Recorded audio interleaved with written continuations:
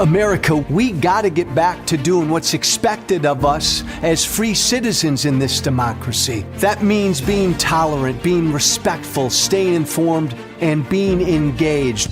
I'm former Congressman Joe Walsh. Follow me here and join the millions of Americans who are renewing their social contract with each other. The social contract, it's on us.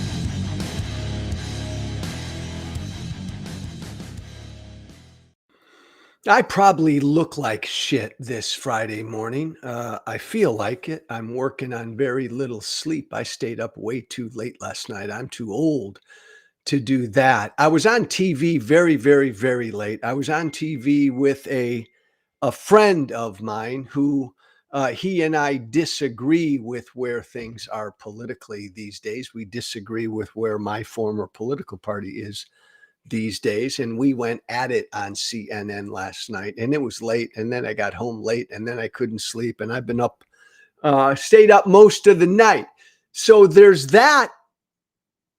And there's the fact that we all have got to be careful as best as we can. And I fall off of this wagon all the time. We all have to be careful, not as best as we can, to engage in political hyperbole. Throw it out there. Throw something out there that's uniform and outrageous, and everybody will notice, and it'll get clicks, and you'll get followers, right? If you engage in political hyperbole, it's easy to do. So I'm about to say something that's actually true. And it's stunning to say, but it needs to be said.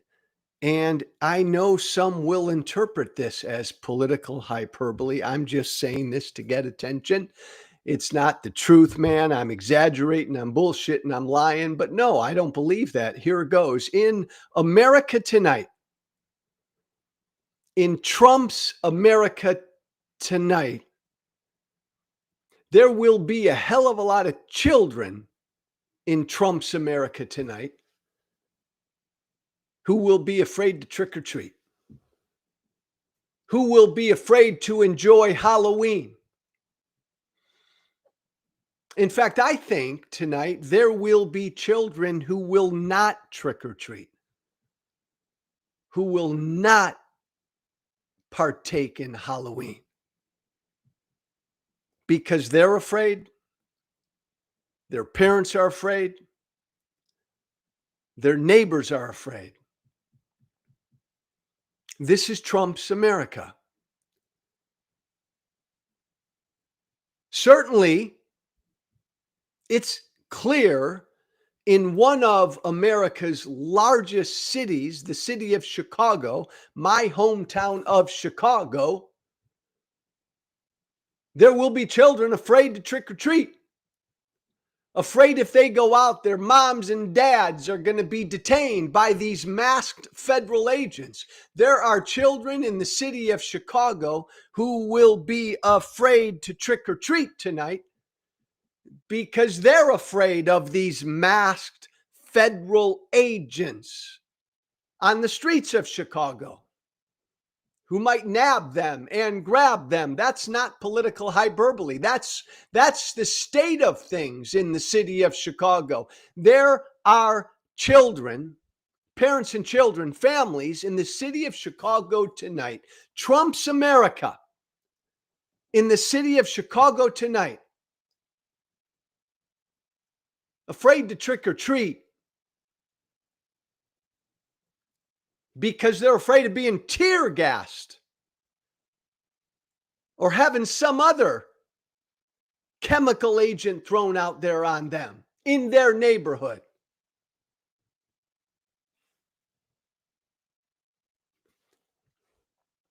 This is the truth.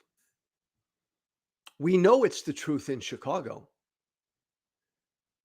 Trump and his masked federal agents have been invading neighborhoods in the city of Chicago for weeks, grabbing people off of the streets for weeks, tear gassing neighborhoods. And then it's not just Chicago.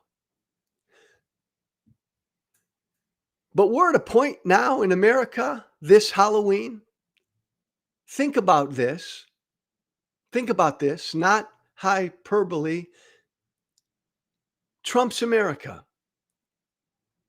2025, Halloween 2025. The governor of a state publicly pleads with the federal government to allow the children of his state to trick or treat. That's where we are. Governor Pritzker, Illinois, yesterday, I think it was, pleading with Trump and Kristi Noem and ICE and the federal government, please, can you just for Halloween, just for this weekend, so our kids in the city of Chicago can actually enjoy a Halloween and get out there and trick or treat, can you just get your masked federal agents off of our streets for just Halloween? Can you do that? Keith, do we have any at Pritzker? The Department of Homeland Security claims their highest priority is to protect children. So today I have to ask them, please live up to those ideals. I've sent a letter to Kristi Noem and to the Department of Homeland Security leadership asking them to pause all of their federal agent operations for the entirety of the Halloween weekend. I'm asking for basic human decency. I think their response will be revealing. They've disrupted everything for more than 2 months already. Give the children and the families of Illinois a break. To Donald Trump and Kristi Noem, show us this is about something other than you just causing mayhem on our streets and visiting cruelty upon our people. And after Halloween, if you want to actually go after the worst of the worst, work with our local law enforcement to help us go after violent criminals. Instead, you are targeting innocent children and families, black and brown people, U.S. citizens, hardworking parents. In essence, you are targeting all of us. It's un-American. Thanks, Keith. And we cannot. Thanks, man. You understand what that is right there. The governor of a state pleading with the federal government, can you just get these masked agents off of our streets for just Halloween, the Halloween weekend? Now, I won't even fight with you about all the other stuff. You've been in our city of Chicago for 2 months, terrorizing our city for 2 months. Can you just take tonight and the weekend off, you and your masked agents, and let our kids enjoy Halloween? Now stop for a moment and think about where we are. The governor of a state has children in his state afraid to trick or treat. Not because of like ghosts and witches and goblins and everything else, right? That kids love to pretend to be and scared about. No, because of masked federal agents detaining their parents, terrorizing entire neighborhoods with tear gas. Happened a week ago in one of the nicer neighborhoods in the city of Chicago. ICE agents tear gassed an entire neighborhood as kids and families were getting ready for a Halloween parade. Fuck it. This is Trump's America. Again, the beauty is, right? Do we want this to be our America? And Pritzker nailed it there. You're not going after the worst of the worst. You're grabbing hardworking black and brown people off of our streets. You're terrorizing children. It's so easy to generalize. It's so easy, right, for all of us to paint with that broad brush. Well, I'm painting right now, man. And it's 100% justified right now because it's happening. Because a governor did yesterday ask the federal government, take Halloween off. Take your masked agents, and my God, for just a night. The weekend would be great, right? But just a night. So 4 and 5 and 6 and 7 and 8 and 9 and 10-year-old children and more can go out there in their neighborhood, knock on doors, ring doorbells, get a bunch of candy, and not have to worry about whether some masked federal agent in some armored vehicle is going to detain their mom, their dad, their uncle, their aunt, them. And or they're going to walk down the street in a neighborhood that's been fully tear gassed. This is where we are, I guess. I guess this Friday, that's the point I'm making. This is where we are in Trump's America. And by the way, Pritzker was right? The response from Kristi Noem and Trump will be really revealing. What was Kristi Noem's response? Fuck off, Governor Pritzker. Go jump, Governor Pritzker. Get lost, Governor Pritzker. We're keeping our masked federal agents out there on Halloween night in the city of Chicago. We don't give a damn if we terrorize a bunch of brown and black children, white children in the city of Chicago as well. Kristi Noem told Pritzker, get lost. Who cares?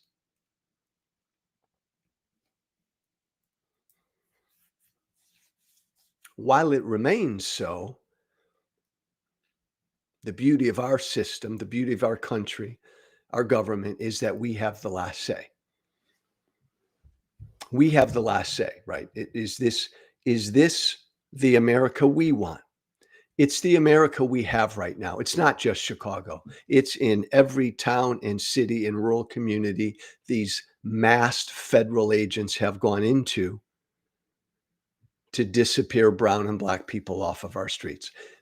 Most pronounced right now in Chicago. In our America right now, there are a bunch of children in our America right now who are afraid to trick or treat tonight, who won't trick or treat tonight because of Trump, because of these masked federal agents terrorizing entire neighborhoods.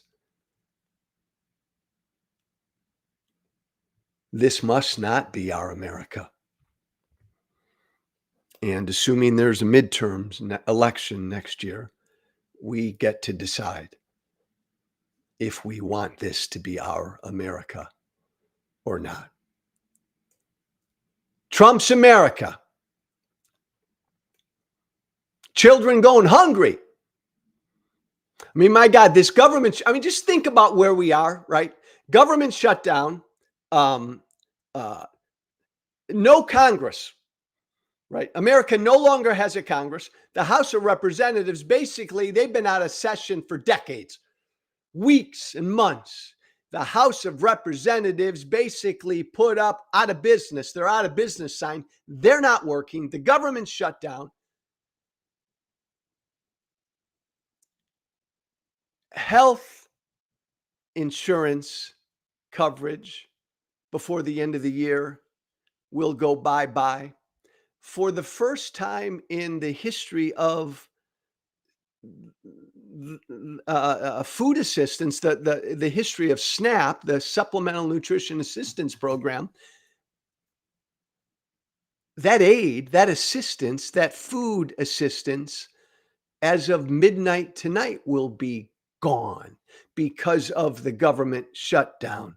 So the $8 billion a month that our federal government pays to low income families and major big box retailers in this country to now help make sure that 42 million American adults and children are properly fed, don't go hungry for the first time in history. That aid, that assistance will stop. Just stop. SNAP will pause all federal assistance because of the government shutdown midnight tonight. It'll lapse this weekend for the first time ever. Again, impacting 42 million Americans, low income households. US, and again, right, as the Republicans, as my former party tried to do with Medicaid and health coverage, saying it's all going to illegals. You notice they don't talk about that anymore because it wasn't true. They're trying to say the same thing about the food assistance, about SNAP. No, 94% of all of SNAP's dollars go to people born in the good old US of A. 86% go to households with kids. 70% of this $8 billion a month in SNAP funding goes to households where at least one adult works full time, the working poor. And the working poor is going to see their food assistance go away this weekend.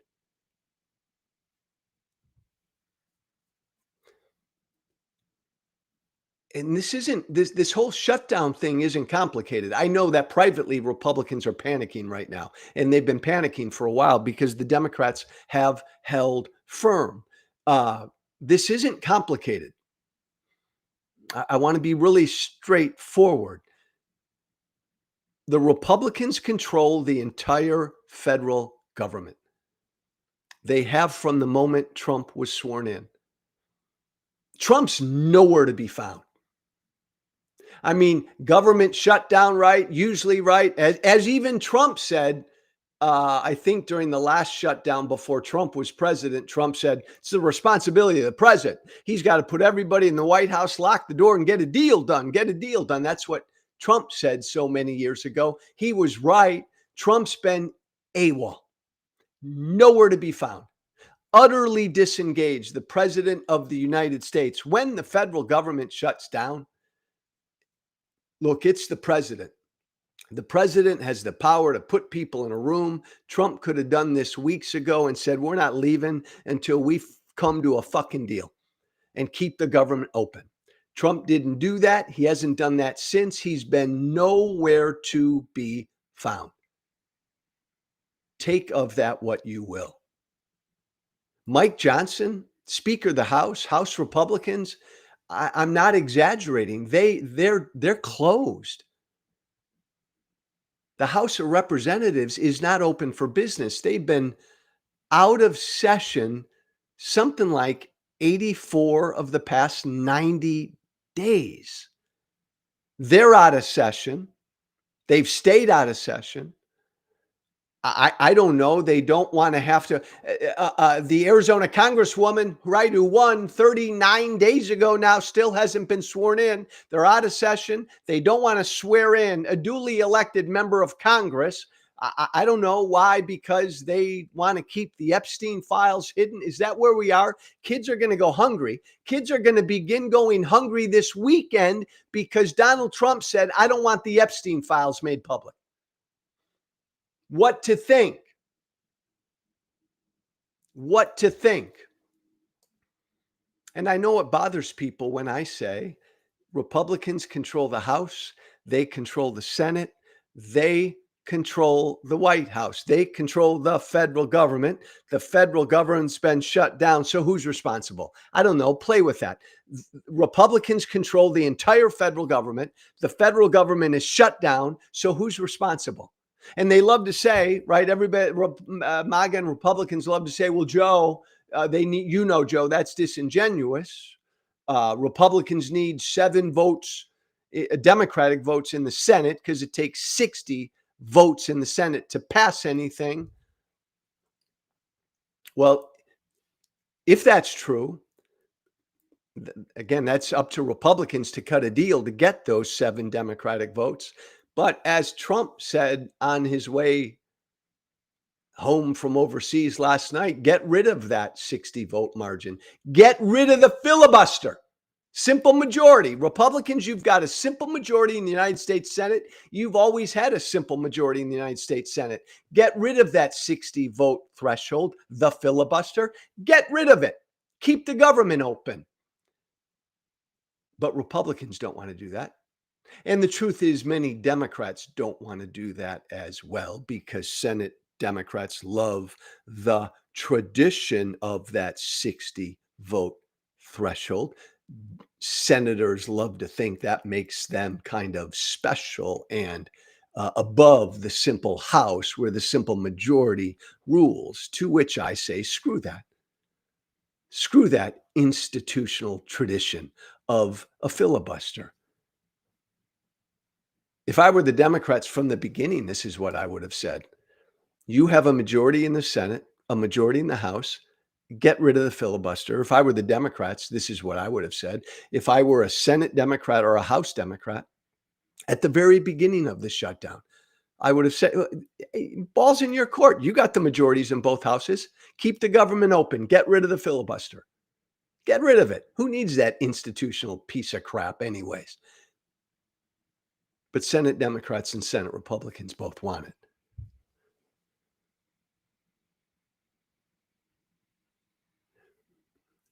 But the House isn't even in session. And they haven't been in session for days and weeks. I mean, the American people often don't pay as much attention as they should, but the American people aren't stupid. The government shut down. Trump hasn't done anything about it. House Republicans, Mike Johnson, hasn't done anything about it. Senate Republicans and Senate Democrats and House Democrats have been trying to do something about it. Who's to blame? And at midnight tonight, SNAP will be paused. All federal food assistance to 42 million low-income Americans will stop for the first time in the program's history, impacting real people. Trump? Oh, he's thinking about a $300-some million ballroom palace. He doesn't give a flying fuck about 42 million hungry Americans. Again,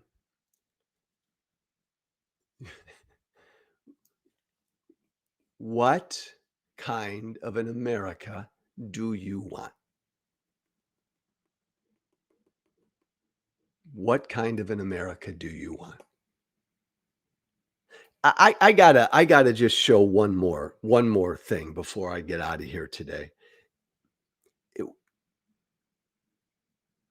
you and I can debate tariffs and what Trump's masked federal agents are doing, the deportations, what Trump's doing in the Middle East.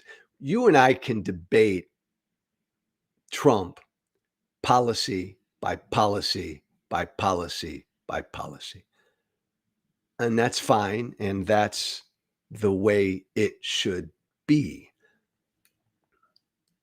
But can we all just agree that Trump, the person, is an utterly horrible person? Did you see what he said about Joe Biden publicly yesterday. Keith, you have that shot? This is Donald Trump, what he said publicly yesterday about Joe Biden. He is a criminal and should be in jail, a major lowlife and failure, an ugly person both inside and out. I beat him badly and love watching him squirm now. Keep that up for a sec, Keith. That's what Trump said about Biden.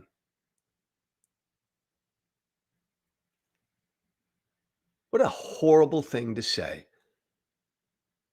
about another human being. What a horrible thing to say. Even if you believe it, even if you feel it, for the current president to say that about an 82 or 3-year-old former president, who, by the way, has real advanced and aggressive prostate cancer,